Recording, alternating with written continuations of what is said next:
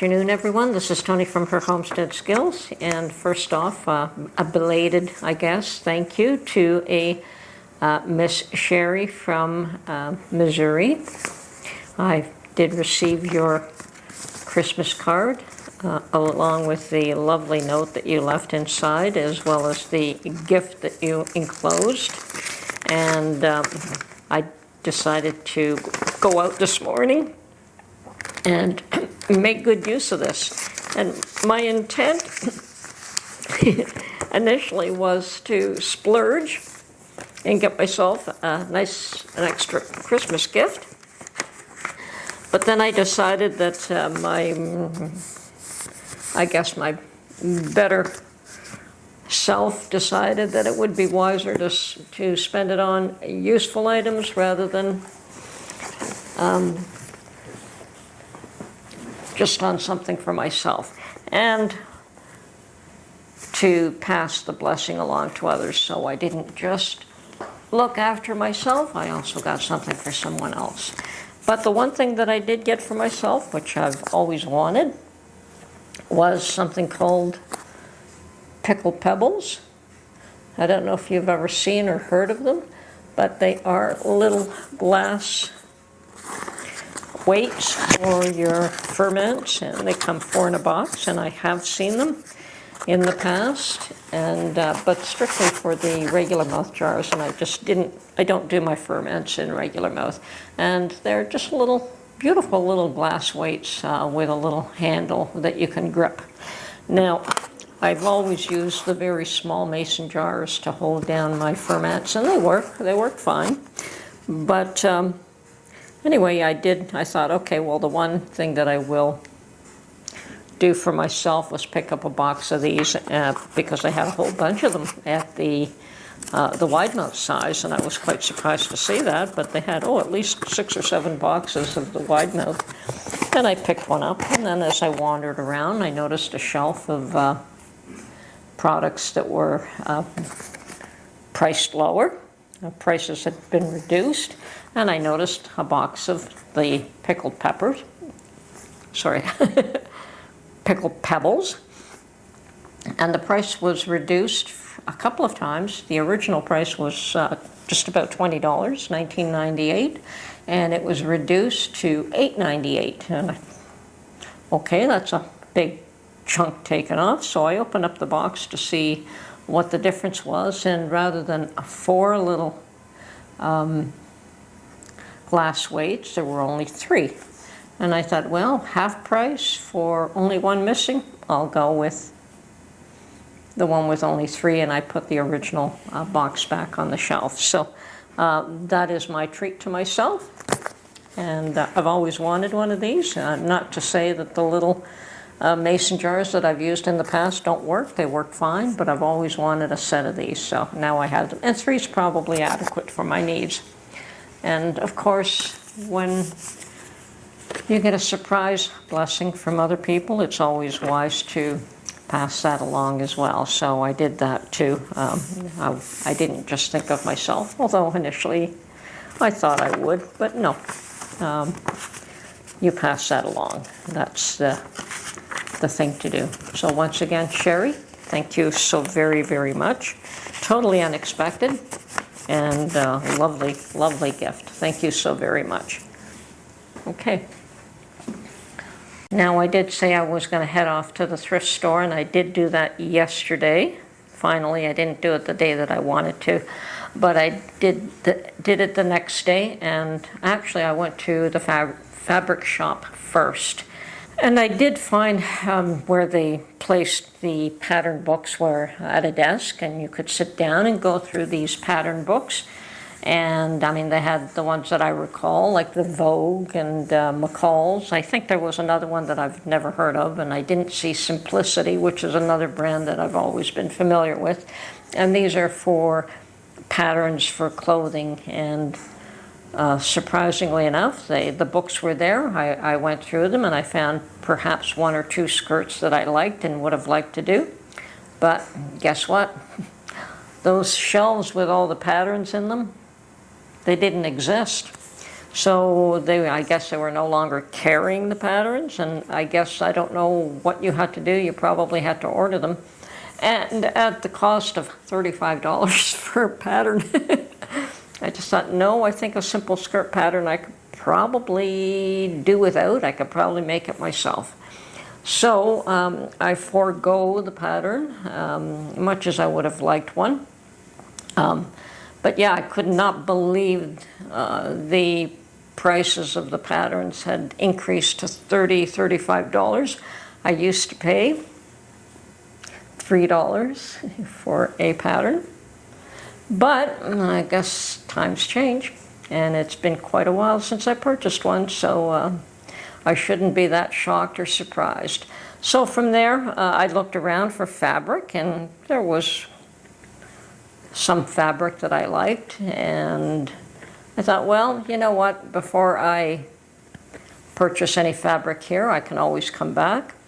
I'll go to the thrift stores and see if I can find either skirts already made that I like, or a dress that could be cut up, and didn't find anything. But they do have an aisle where they have, sometimes you can find fabric, and they have sheets and that, and they have all, you know, sheets and bedding and that kind of stuff, which I'm not that fussy on. But I did find some lovely fabric for skirts. And here it is. It's a wine-colored fabric, and there's quite a bit of it. So I think the color is suitable. The fabric is suitable. It's not too heavy and not too light. I don't know what it is. It could be a gabardine. I don't think it's wool, but it is a good quality fabric, and there's quite a bit of it, and I should even be able to make 2 skirts from this. Now, of course, for the incentive to start making it is going to be the big thing, and perhaps I can pull out one of my other skirts and design a pattern from one that I do have that's no longer fits me and is close enough to what I want to make that I could probably do that, do the alterations, and come up with something I like. Of course, my only issue is that my waist is a little thicker than I'd like it to be. So,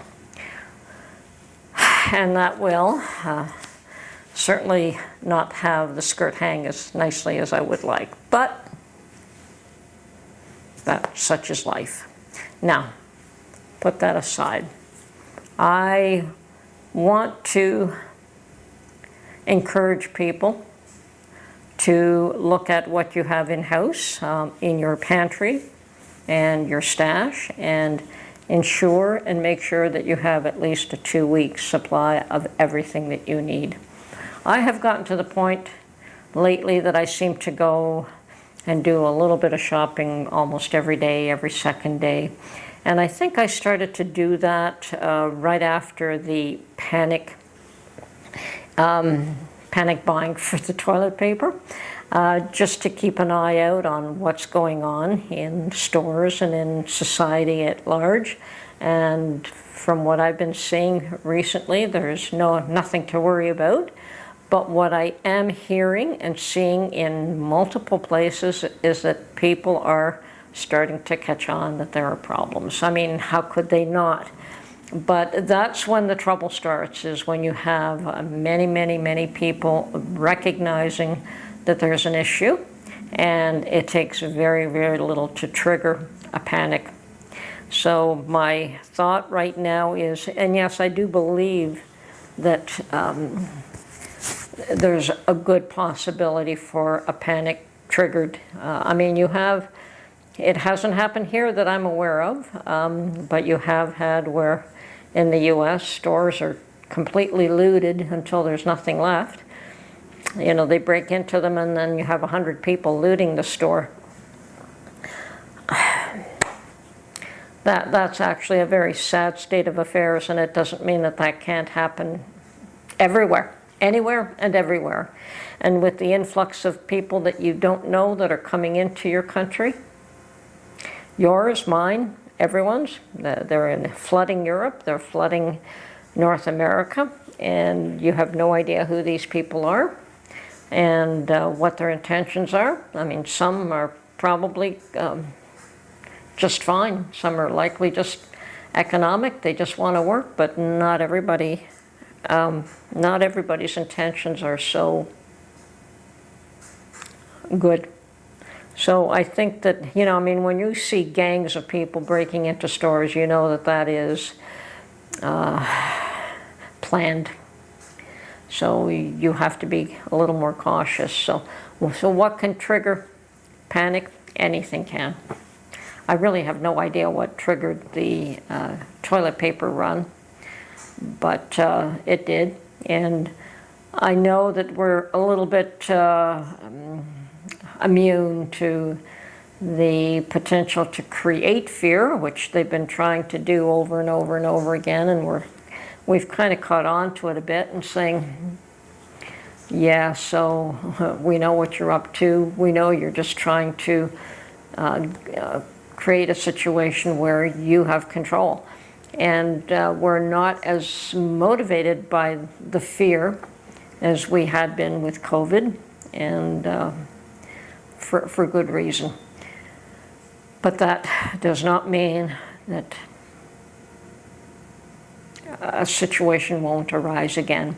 My thought is simply that having a minimum of a 2-week supply of everything you need in-house is essential in this day and age. I mean, there are those of us that pack for longer than 2 weeks, and yes, I know that a lot of the things like your milk and eggs and cream and things of that nature, once they're gone, unless you've got canned milk and dehydrated eggs, I mean, there's always a way around these things, but if you don't have that stash of things that you can use, you're done for. There's no way that you can prepare after the fact if there is a panic situation arising. And we know that situations happen. There's hatreds from other parts of the world that are brought here. And people just don't let go of those hatreds and those distrust of others, even though our society perhaps would be more than willing to accept all peoples. They don't accept each other. And that is part of the problem too. They bring their problems with them. And it takes generations to weed that out of the society. And sometimes you can't. You can't. I mean, if you're taught from early childhood to be hateful, it takes quite a bit to overcome those feelings and those beliefs. And Lord knows that it's not always possible. So, once again, my concern, more than anything else, is to say, what's the bare minimum that you need? Go out and get that as soon as you can. And after that, most situations do calm down after a week or two. Even the toilet paper run, after 2 weeks, things were calm again. But during that phase, during the early phase when it occurred, I saw the panic in the stores. I was there, and I was flabbergasted by what I saw. But, and it was over toilet paper.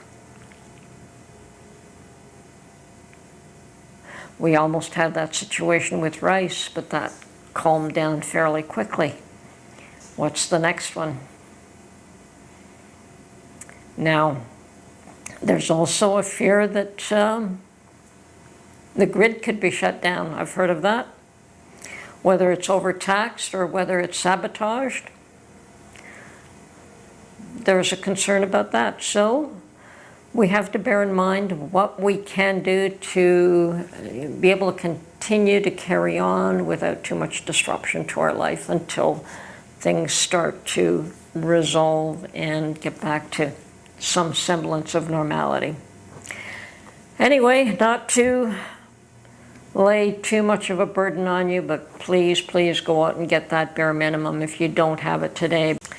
Anyway, I don't know if I will be in any hurry to make this skirt. I don't really have the proper setup for my sewing machine here, which makes it difficult to use. I used to have a lovely setup where everything was there.